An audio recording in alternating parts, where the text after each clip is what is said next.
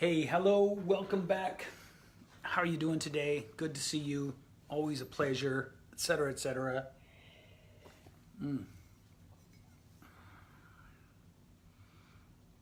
Beneath this grumpy exterior beats the heart of a dashing hero. Anyway, this dashing hero wants to talk to you today about the hidden costs of spending your time outside of your zone of genius, right? Now, we all know that spending time in our zone of genius is good. We all know that not spending time in our zone of genius is bad. But do you really know why? Do you really know what's at stake here? What's at play? What's at risk? If you don't really understand those things, then we're going to kind of dive into that a little bit now and let you know why it's so important to do a couple of things. One, to stay in your zone of genius, and two, in order to stay in your zone of genius, to get help. To get help from other people who can take care of the things that you don't want to take care of or are not very good at. So, as a self-respecting entrepreneur, you of course know that we have a limited amount of focus each day. This should not be news to you. Focus is not an unlimited thing, right? There's a reason that timeshare condo sales pitches go for a long time. They're tiring you out. There's a reason why car lots want to keep you on the lot for several hours if they can, because they're tiring you out. They know. They know these things. So what you want to understand is that focus is limited each day. Focus, attention, bandwidth, whatever you want to call it, is limited. You get a daily allotment of it. And as you use it up, you get worse and worse at whatever you're doing. So it's really important to think as much as you can in terms of how to stay where you're doing the most high leveraged activities you can in a given day for whatever your goals, outcomes, dreams, visions, and desires are. But we also know as entrepreneurs that that's very difficult, don't we? How many of you can relate to, downloading this PDF, getting that ebook, thinking you're going to read it, opting into this to learn that? All of those things cost dearly. They cost dearly to your time. And when they cost to your time, they also cost to your focus, to your bandwidth. And this is crucial. So the risk is that, first of all, you won't be spending time. Let me back up.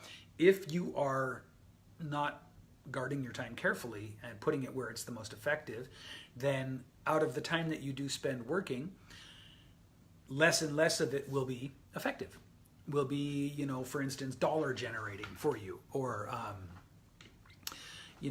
results generating for you. And you got to be focused on results, or else why are you an entrepreneur? So here is the other thing that people tend not to pay attention to or to think of that costs you dearly when you are working outside of your zone of genius.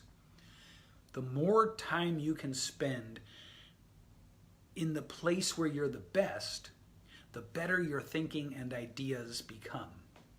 This is really important. So if you spend 20 minutes or an hour a day kind of where you're really the best, then that means you're spending however many other hours you work not where you're really the best. And there's sort of a relationship between doing things that aren't really your sort of sweet spot and the level of thinking that you operate on, right? You're going to have your best ideas, your best insights, your best problem solving, your best aha moments when you can spend more of your time doing what you love. This is the big hidden cost right here. This is the big hidden cost of not being in your zone of genius. So how meaningful is it to be having better ideas and to be setting yourself up so that throughout the day you're giving yourself the best chance of thinking the highest level thoughts? Well, Here's how powerful it is. Every single thing that you see around you, everything from watching this video on this phone that I'm shooting it on, to the chair you're sitting in, to the treadmill desk you're standing at, to the beautiful park path you're walking, whatever it is, right? These were all thoughts at some point. Somebody thought of those things before they became reality. I bet you hadn't thought of that, had you? Every single thing that you now see at one point was somebody's good idea. So that's how powerful setting yourself up to be able to create the best ideas is. And you create the best ideas when you're working in your zone of genius. Now, it's not that simple, but maybe it's more true to say that the level of ideas and thinking that you're going to have when you're working but not where you're the best are lower. Because we probably all know, and you should know, that great ideas also come from recreation. They come from giving yourself breaks. They come from accessing your default mode network. So it's not just, spend 12 hours a day in your zone of genius and you'll have great ideas. For most of us, that's not accurate. But the ideal balance would be zone of genius, recreation. Zone of genius, recreation. Some form of those two things. Do you, for instance, go on nature walks? Do you walk around beautiful neighborhoods that you'd like to live in one day? Do you deliberately go to where things that you want to achieve for yourself are?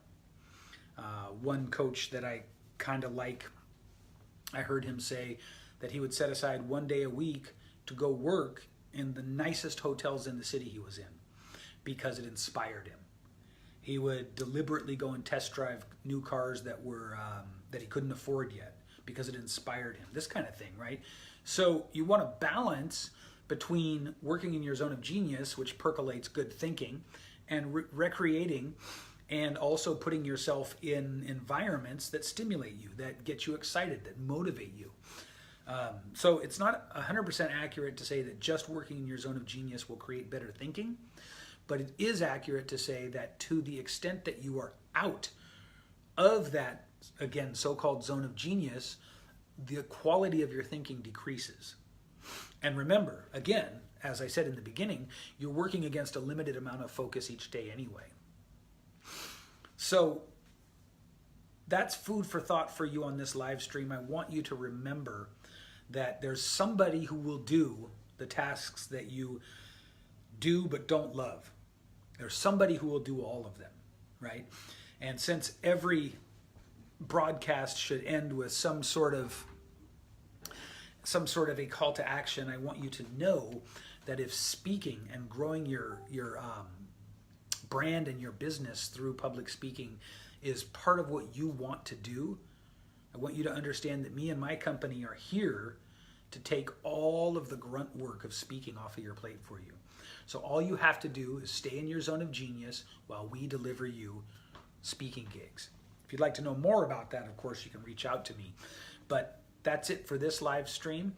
Don't forget, the ideal is to be toggling between zone of genius work, recreating, and inspirational kind of environments and things like that. Okay? Thanks very much. I'll see you in the next one.